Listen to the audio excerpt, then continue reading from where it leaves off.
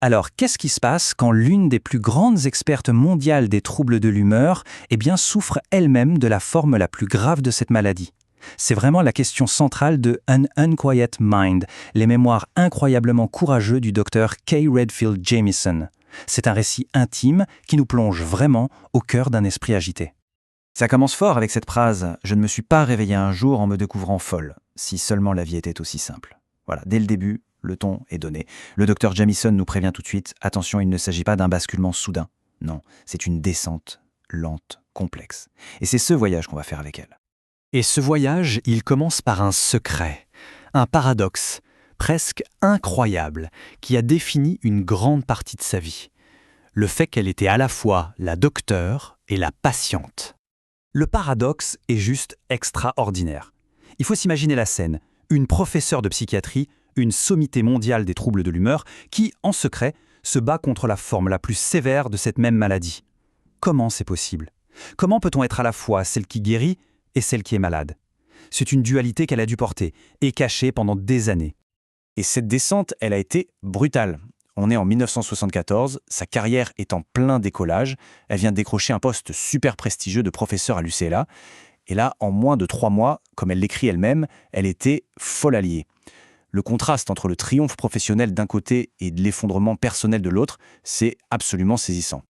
Mais voilà, pour bien comprendre cet effondrement, il faut d'abord comprendre l'attrait de la folie. Parce qu'avant la chute, il y a l'envol. Il y a cette séduction enivrante de la manie, ce que Jamison appelle si poétiquement « le grand bleu sauvage ».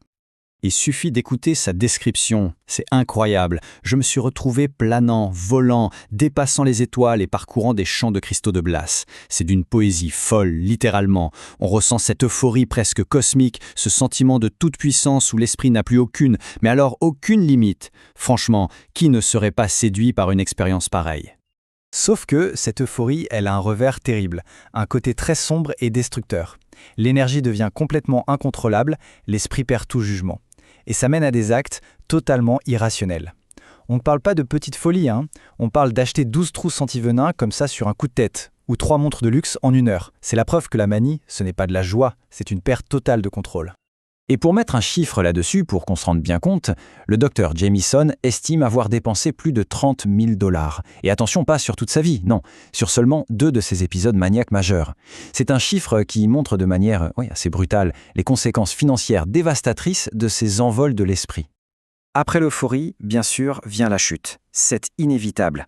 Et c'est une chute vertigineuse, dans l'exact opposé de la manie, l'agonie de la dépression.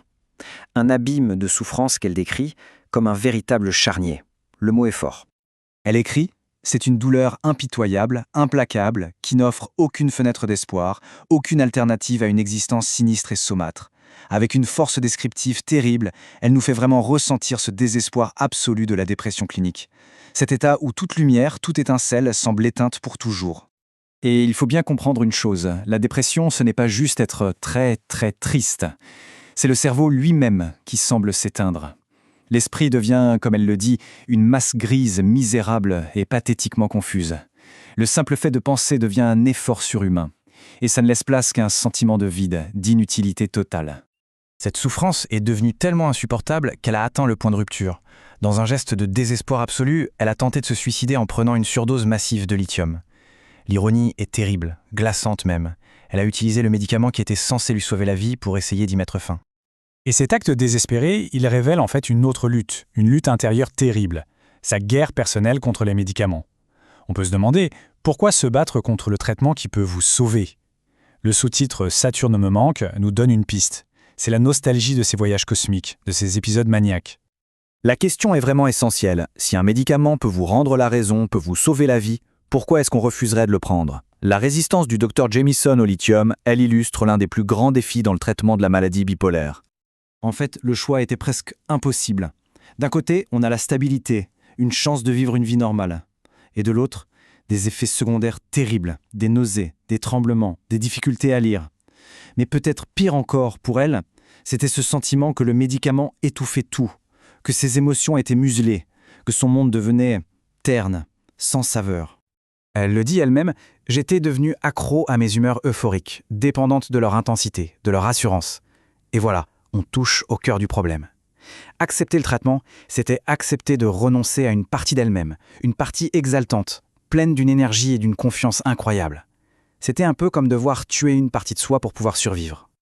Et pourtant, c'est de cette lutte acharnée qu'a fini par émerger quelque chose de positif, une conclusion pleine d'espoir. Elle a réussi à trouver un sens à sa maladie, à transformer sa douleur personnelle en une mission pour aider les autres. Plutôt que de continuer à cacher sa maladie, elle a fait un choix d'un courage immense. Elle a décidé de prendre son expérience la plus intime, la plus douloureuse, et d'en faire un outil pour enrichir ses recherches, son enseignement, son militantisme.